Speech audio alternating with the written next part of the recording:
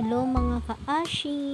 Dahil bored po si Ash sa loob ng bahay, kaya nagyaya siya sa akin na lumabas kami ng bahay.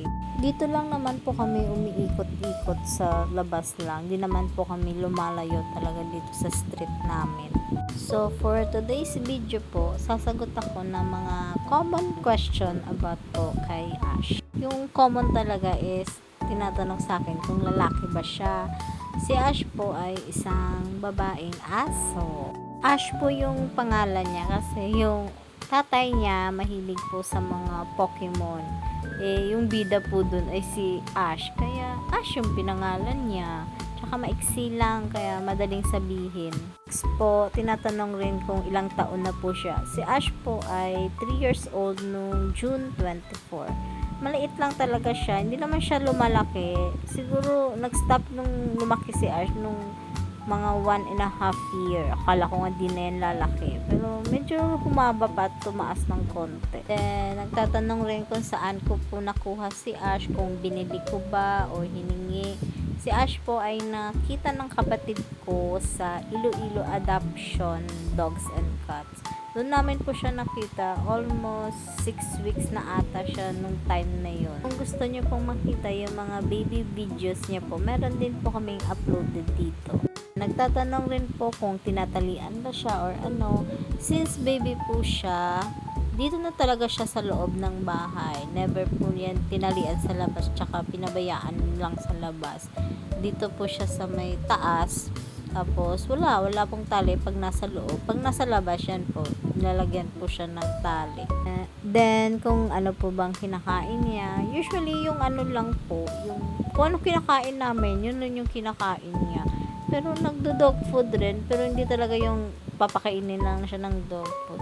Mas prefer yung kanin na may sabaw, parang ganyan. Tapos, natanong rin kung nagbe-vet ba to. Yes po talaga. Lagi po yan nagpapa-deworm. Tsaka updated po yung mga papel ni Ash. Like yung anti-rabies, yung mga 5-in-1.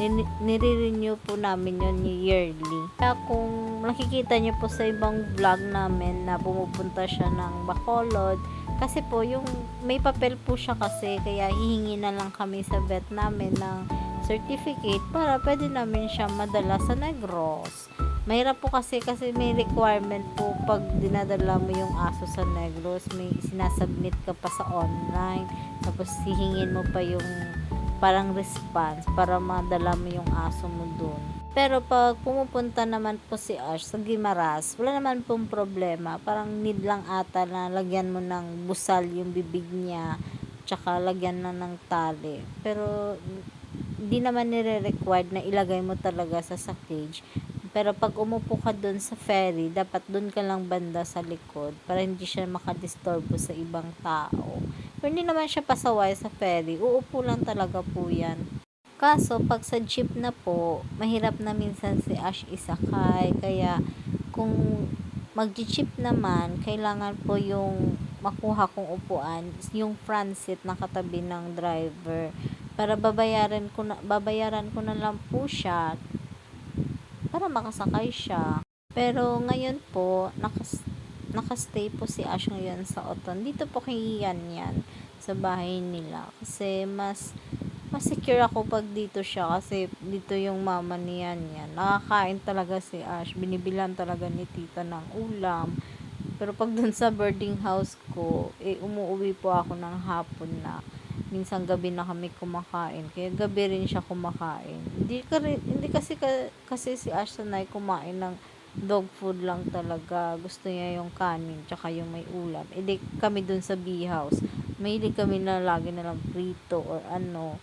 Tsaka mahilig yung kapatid ko sa maanghang. Minsan hindi makakain si Ash kasi maanghang. Ayaw niya ng maanghang. Pero po nung May, kinabahan talaga kami sa kanya kasi ayaw niya kumain. Tsaka ilang araw siya hindi nakapagtae.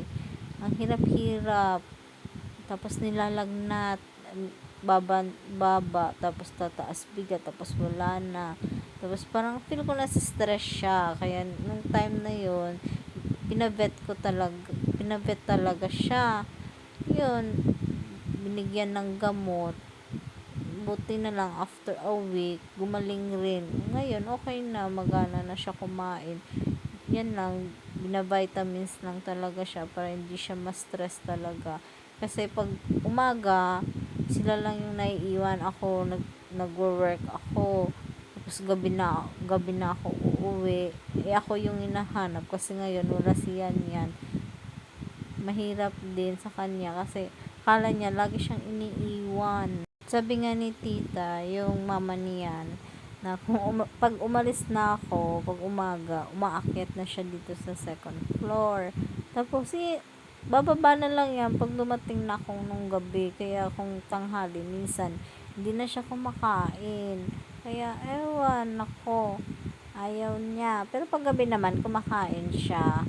Kaya okay naman. Kasi okay naman na kumain ng once a day yung aso. Ay, patapos na pala yung video.